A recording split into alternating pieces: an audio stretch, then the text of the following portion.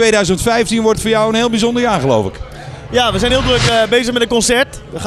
Ik heb 2 jaar geleden een concert gedaan. En dat was eigenlijk zo'n succes. En nu willen we het weer gaan doen. En weer iets groter. Ik ga nu 2 dagen lang doen. Dus 19 en 20 september in de A12 in Bunnik. Dat is een hele grote zaal. En daar zijn we nu druk mee bezig. De kaartjes gaan nog in de verkoop. Dat gebeurt aanstaande maandag. Dus we moeten goed mijn Facebook in de gaten houden. Maar daar ben ik enorm druk mee. Ja, ik ben natuurlijk nu sinds 2008 bezig. En nog nooit een album uitgebracht. En ik krijg nu heel vaak de vraag: wanneer komt er nou zo'n album? Je hebt zoveel singles. Dus we zijn nu bezig met een album. En ik heb natuurlijk sinds kort een plaatcontract bij Jan Smit. En dat is voor mij heel bijzonder. En hij zei, we moeten natuurlijk nu echt een album gaan maken. Dus ik ben met hem samen liedjes aan het zoeken.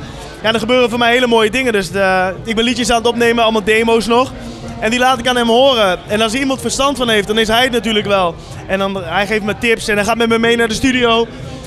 Maar voor mij is het vooral heel mooi. Vroeger was ik fan van Jan Smit. En dan ging ik naar zijn optredens toe in Arnhem, gaf hij concert.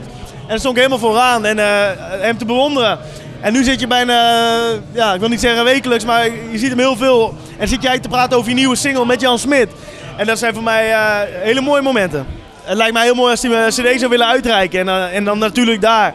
Dus ik denk wel dat hij erbij is, ja.